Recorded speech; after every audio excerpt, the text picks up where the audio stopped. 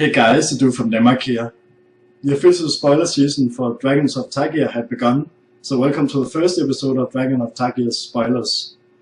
New mechanics, old mechanics, and dragons have been spoiled, so let's check it out. The first card I want to show today is the legendary CDC, Undead Vizier. That's the black zombie legendary naga creature that's a 4/6 and costs 5 mana to cast. It got Death Touch, and back in the days the Sultai mechanic was Delve, but now it's being turned into Exploit, where when this creature enters the battlefield you may sacrifice a creature. When CDC exploit a creature, you may search your library for a card, put onto your hand, then shuffle your library. I actually really like this exploit mechanic.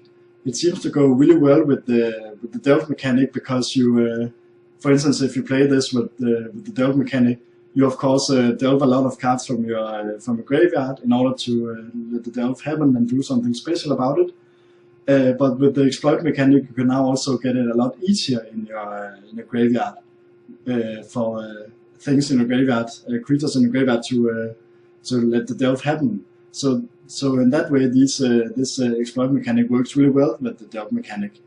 This card in general is also really nice, and it's nice to see against CDC. We also had in the earlier sets being used differently. So it definitely seems like a nice mechanic, and I'm really looking forward to see how it works in general, and with the cards we'll get it with this. The Timur clan is also getting a new mechanic instead of ferocious, when in this Dragons of Tarkir set it's called formidable. On this card it's a green elk that's called Stampeding Elk Herd and costs you 5 mana to cast, and it's a 5/5. The new mechanic goes like this. Whenever Stampeding Elk Herd attacks, if creatures you control have total power 8 or greater, creatures you control gain trample on end of turn. This mechanic also goes well with the ferocious mechanic, since ferocious is all about having a creature with a certain power, which you want to have, so just build a lot of this up, and with this new formidable mechanic you will have this to make sure that you have creatures with at least power 8 or more for something to happen. I think it's a bit boring mechanic, but it goes really well with these two mechanics hand in hand. This card also seems really crazy with every creature getting trample if you have power 8 or more among your creatures. So it definitely seems like a good card. The last new mechanic in Dragons of Tarkir is Megamorph, and basically just lets you do the same as Morph did, but just put a 1/1 counter on it. On this card is Stratus Dancer, which is a blue Gene Monk and costs you 2 mana to cast, and it's a 2/1 with flying. When you turn it face up, counter target instant or sorcery spell. I think it's so boring with this Megamorph. It's really uncreative, and I still don't get why we couldn't have something like the Manifest thing, where this time you could actually do it on instant or sorceries to create traps or whatever. That could be really fun. Megamorph, it's a horrible name, and it's a horrible. I don't know why we had to have a new mechanic for it. It's just really horrible, and yeah, I think it's a real letdown. But maybe you like it, I don't know. But if you look away from Megamorph with this card, it's of course really nice to have a card that when you turn the face up, you can counter target instant or sorcery spell, so that's good. Just like Delve was a returning mechanic in Faithful Forge, we're also having a new returning mechanic in Dragons of Tarkir, which is the rebound mechanic that's for the Jeskai clan. On this card is called Profound Journey, and it's a white sorcery spell that costs you 7 mana to cast. Return target permanent card from your graveyard to the battlefield. You got the rebound mechanic, where, for those of you who doesn't know it, if you cast this spell from your hand, exile it as it resolves. At the beginning of your next upkeep, you may cast it from exile without paying its mana cost.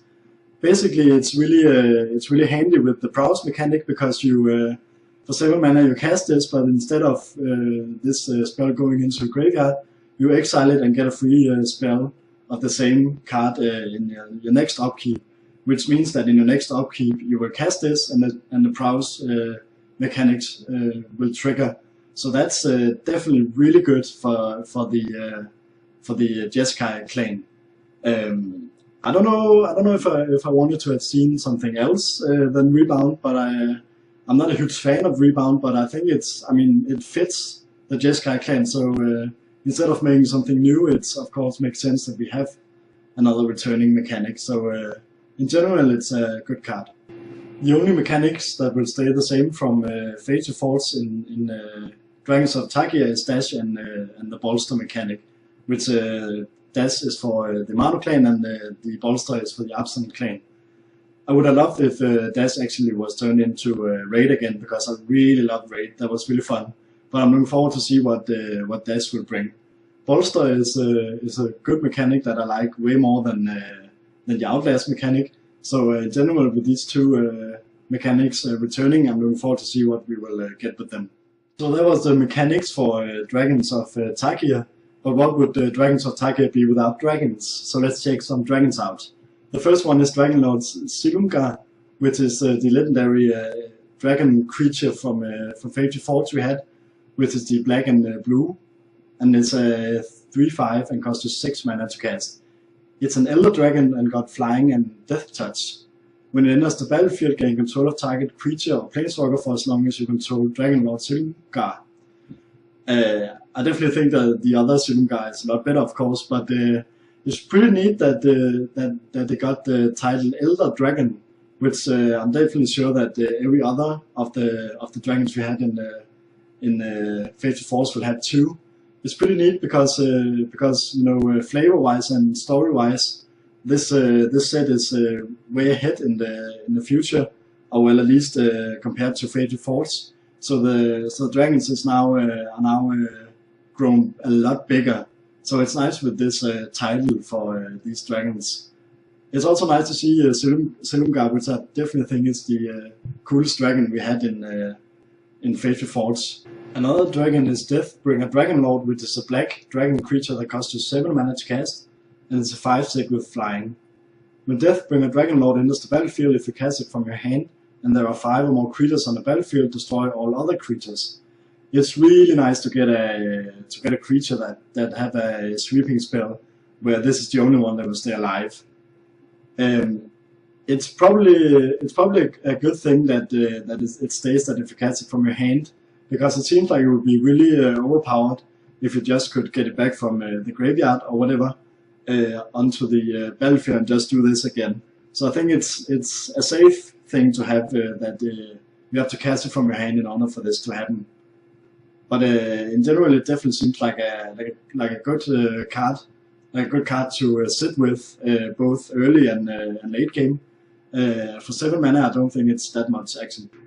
The last card I want to show today is called Dragon Tempest, and it's a red enchantment that costs you 2 mana to cast. Whenever a creature with flying enters the battlefield under your control, it gains haste until end of turn. Whenever a dragon enters the battlefield under your control, it deals X damage to target creature or player, where X is the number of dragons you control. It's really nice to have such a cheap enchantment that boosts your dragon deck if you want to make that one, but also boost your deck if you want to make a deck around flying creatures. But in general, if you actually want to make a dragon deck with other creatures that are flying, this is just stupidly good. And for 2 mana, it's just so crazy. So it's definitely a nice card. Those are the cards I wanted to show today. I hope you liked this first episode of Dragons of Tarkir spoilers. You can leave me a comment down below and tell me what you think of the new mechanics and the cards we have seen so far for Dragons of Tarkir. Whenever there are new spoilers coming out for Dragons of Tarkir, I'll be making a new video, so if you're interested in this, you can subscribe to me. Until next time, have fun guys.